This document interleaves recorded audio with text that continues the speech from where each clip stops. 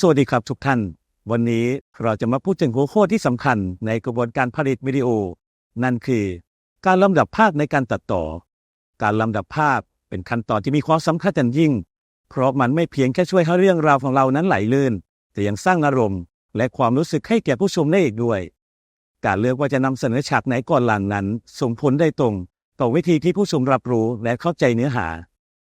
เริ่มต้นจากการรวบรวมฟุตเทจทั้งหมดเราต้องพิจารณาองค์ประกอบต่างๆ เช่น ความยาวของแต่ละคลิปคุณภาพของภาพและเสียงเพื่อที่จะไม่ให้เกิดความสมดุลระหว่างข้อมูลและอารมณ์จากนั้นจึงต้องจัดเรียงฟุตเทจตามโครงสร้างเรื่องราวซึ่งสามารถแบ่งออกได้เป็น3ส่วนหลัก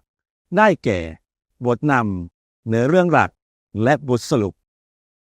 นอกจากนี้การใช้เทคนิคต่างๆในการเปลี่ยนฉากเช่นการเฟดอินเฟดเอาท์หรือการซ้อนภาพก็ช่วยเพิ่มความน่าสนใจให้งานตัดต่อโดยเฉพาะเมื่อเราต้องการเชื่อมโยงเหตุการณ์หรือสร้างแรงดึงดูดทางสายตา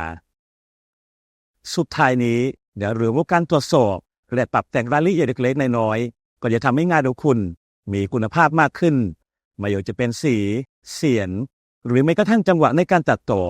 ซึ่งสิ่งเหล่านี้จะส่งผลให้ผลงานการตัดต่อลำดับภาพมีความโดดเด่นและประสบความสำเร็จในด้านการสื่อสาร